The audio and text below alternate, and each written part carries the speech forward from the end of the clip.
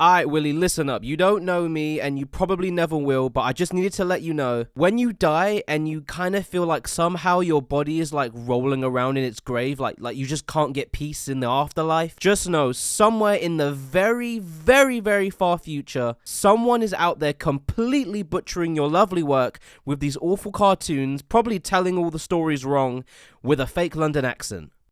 Also, I'm gonna just take this, because I can't be asked to do Hamlet. Alright, I'm out.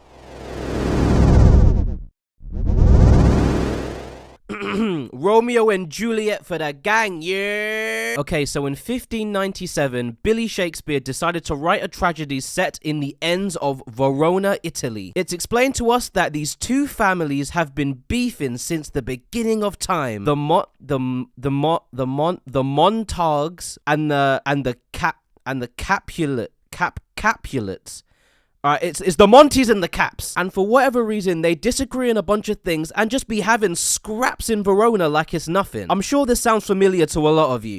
No, what? No, I was talking about this. It's literally the same thing. And at some point, the Prince of Verona, I think, just had enough of the fighting like most people would. Right, listen, I swear, all you man best stop these scraps right now. And if I see one of you man even ball a fist, man, I get done out. So obviously now the two families can't fight in public, but you know there's some tension on the low ski, you get me? Eventually we're introduced to our main characters, young Romeo and bad gal Julie, both from different families, haven't met at this point. I'ma just jump to a convo between Romeo and his homies, Ben Too Trappy and Murky. Hey yo man, them check your snaps. Them cat man are having a function tonight. What you saying? We slide through on a low ting, you know what I'm saying? Boy, I'm actually so down. Man's needed a Maggie for a long time. Can't lie, fam. Whoa, slow down, guys. I don't know about this. You think we can just crash the ops party and walk out in one piece? Fam, are you dumb? Why would anyone try it with us when the prince banned fighting? Plus, you've been so desperate for Nash, like it's getting embarrassing, fam. When was the last time Rosalind or whatever that gal name was snapped you back? Let's go to the motive and move. So, while the lads are tearing it up on the dance floor at the ops party, Romeo eyes up a ting at the function, and being the lover boy that he is, he sees the opportunity to drop some level 1000 riz on this baddie. Alright, look in, fam. Look in. Sapning girl, you're right. Okay, so in this version, that's all it took. Look, they're in love now. Yay, woo!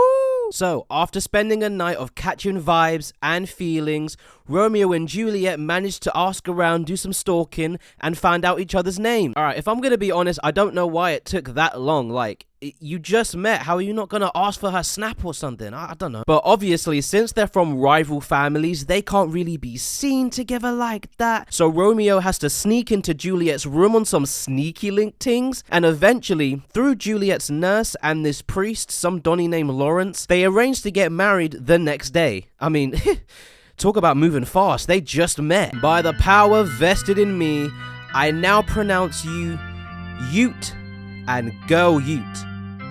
Alright, so what's the plan? What do you mean? Well, this is a marriage between two rival families. I mean, I hope this is the first step to real peace, but surely you guys know what you're doing, right? They had no idea what they were doing. Okay, fast forwarding a little bit more, Romeo and the Mandem are out celebrating his marriage, but they run into Juliet's cousin, Big Tibbo. Hey yo, ain't you that waste man Monty that's been hanging with my cousin? Hey, pull up. I'm trying to slap you to Rome, fam. You know what? I think I'm alright, you know? There's this ban and whatnot. I'm not trying to die. What them? Are you a pum or something? I'm finna scrap you, fam. Let's go. Right here, right now, blood. Now, you know what? Honestly, I just can't be arsed at the moment. Like, really, we don't have to do this. Oi, bun this, fam. I'm Big Murky. So, a fight occurs and Murky ends up losing permanently.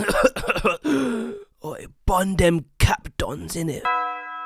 As expected, losing one of his best friends turns Romeo into the ultimate crash out, and he gets the courage to scrap Tibbo and gives him an eternal trip to the Shadow Realm, which obviously finesses him because of the fighting ban. This presents very hard times for both Romeo and Juliet. To avoid death, Romeo now has to flee Verona forever. Juliet is down bad for losing her man and her cousin on the same day. Her dad tries to cheer her up by getting to marry some other geezer, which she's just not having. So Juliet and Lawrence devise a plan so Romeo and her can run away and live happily ever after on some Shrek vibes. Okay, so this is where things get a little bit tricky. It's basically one of those situations where you know you're trying to plan something with all your friends and then just something gets finessed and the plan goes to absolute hell. So I'm gonna try and explain it in as little words as possible, plus I can only draw this stupid hairstyle so many times. Basically, the plan was Juliet was gonna take a sleeping potion, get found and pronounced dead, and by the time Romeo can get back to Verona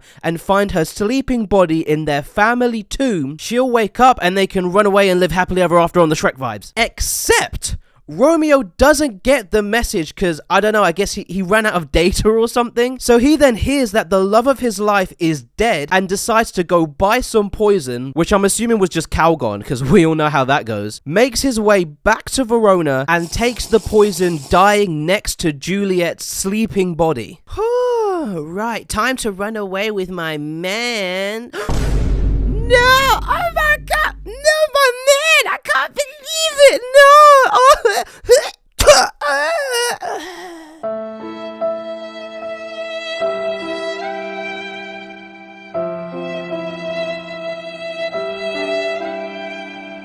I'm sure there's supposed to be some moral to this whole thing. Obviously, the families vowed peace after their kids died, but I don't really know what the point was. It just seemed like bad planning to me. Well, I guess it's time to pay another visit to Will. Maybe he can explain this.